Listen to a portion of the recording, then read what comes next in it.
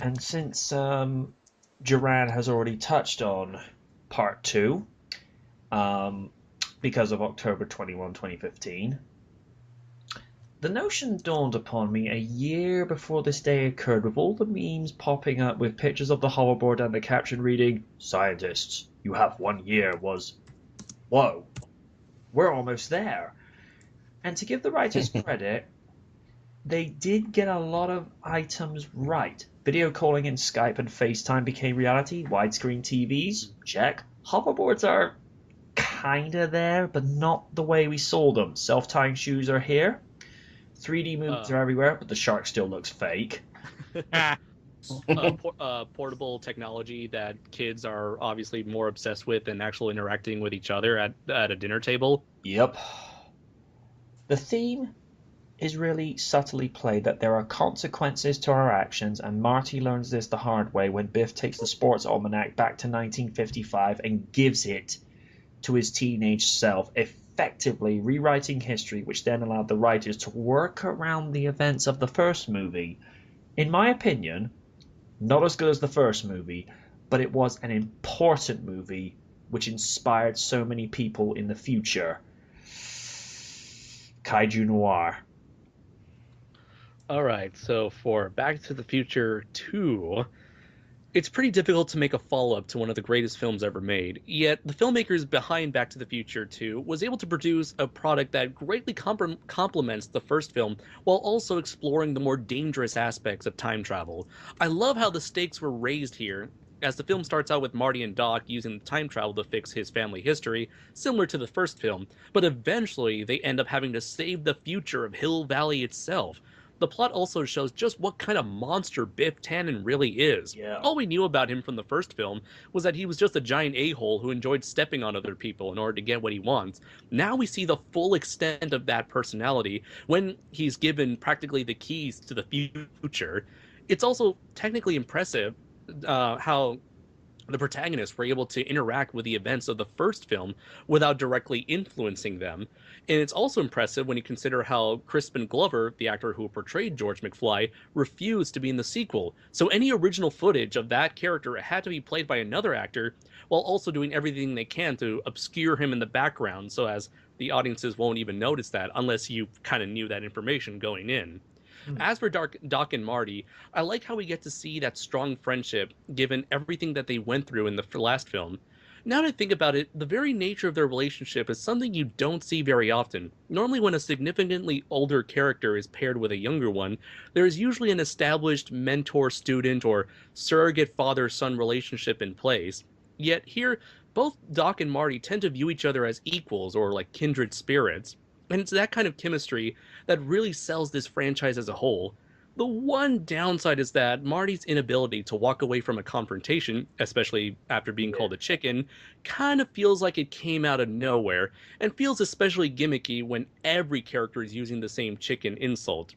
Of course, it's supposed to give Marty a new form of character progression, since his character arc was already kind of completed by the first film, and it's this new one that eventually gets paid off in the third film. Other than that, Back to the Future 2 is a great companion piece to the first film and is essential for any moviegoer. And what's especially impressive about this film is that despite having a rather hilariously inaccurate depiction of what 2015 actually ended up as, I love how it introduced a lot of interesting ideas and a lot of imagination that has inspired other people to try to recreate that same magic they saw when they saw Yeah. that film all those years back.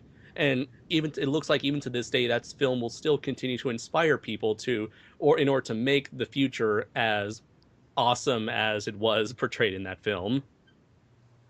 The thing that is really good that finally happened, and I know we're referencing the Jimmy Kimmel skit thing again, but when they actually interviewed Michael Fox later on, you actually see him using the very first working pair of self tying shoes by Nike, and it's like, you guys did it.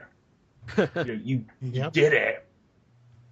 And I know I mentioned this to you, MJ, but there was that one moment where as soon as the shoes begin activating, he's like, "Whoa, this is insane!"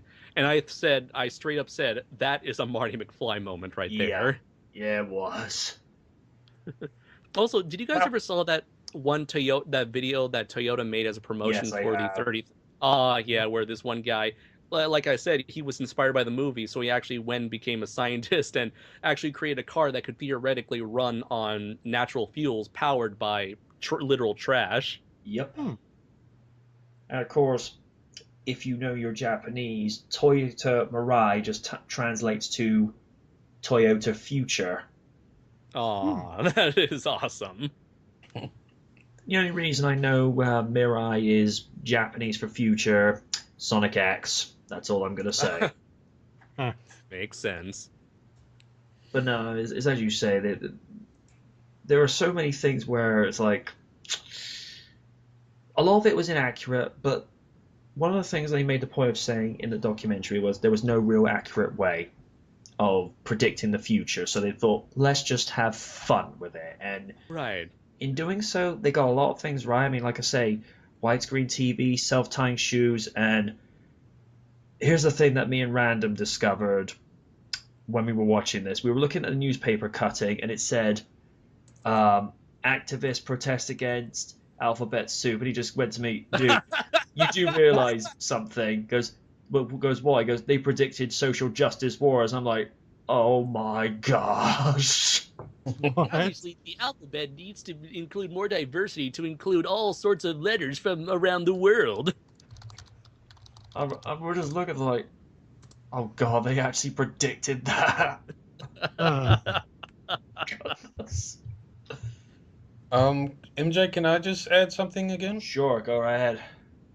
Um, I know you probably did this before I did, but if it wasn't for Nick for Knight Rider 2012 reunion, I would never have met Mr. Chaffee Great that guy. also made the DeLorean, and I thank you for that, Nick.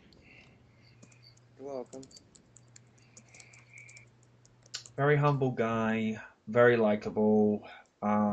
He always made time for people at that thing. You know, there was not one person that he didn't speak to. So, you know, if he happens to be listening to this, Mike, you're a stand-up guy, and you know, not just Hollywood, but the world needs more people like you. Granted, that's a little bit cliche, but it's the truth. Fenice. oh, I have been Go waiting for nuts. this. Well, what hasn't been said about Back to the Future 2? I mean, Kaiju already said his piece. Duran said his piece. Well, I can only say about my piece being what Back to the Future 2's portrayal of 2015 got wrong. Let's see. We already listed about what they got right, but what did they get wrong? Let's see. Well, there's no Cafe 80s. Nuts. Actually, I would argue that because for like even especially in terms of the entertainment industry, there has been a huge amount of profitability off of 80s nostalgia. And so the concept behind Cafe 80s doesn't seem that far-fetched. I mean, we just reviewed Kung Fury, which is essentially Cafe 80s in film form. True. Ah. Planet Hollywood. I may be wrong, may be right. Anyone correct me if they're like about the whole no Cafe 80s. Let's see. Cubs almost winning World Series, but then get buzzsawed by the Mets. So close. The one time any film goer gave a damn about sports. Yeah, that's true. And of course, there was no Miami Alligators. No, there were? obviously. The only team I can think of that's in Florida are the Florida Marlins and Tampa Bay Rays. Did I get it right? But anyway, let's see. What else did they get wrong? Flying cars, technically. Cars. No Skyways. There's no Skyways. Although if you think about it, I'm actually glad that we don't have flying cars because considering the hundreds of thousands of awful, dangerous drivers that are out there, imagine them in the sky.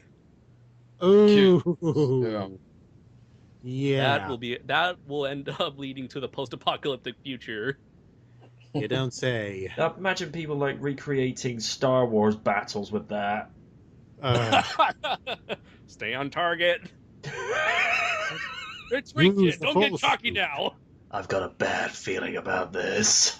Use the do. Force, Luke. The Force is strong with this one. We could do this all day, but we got limited time.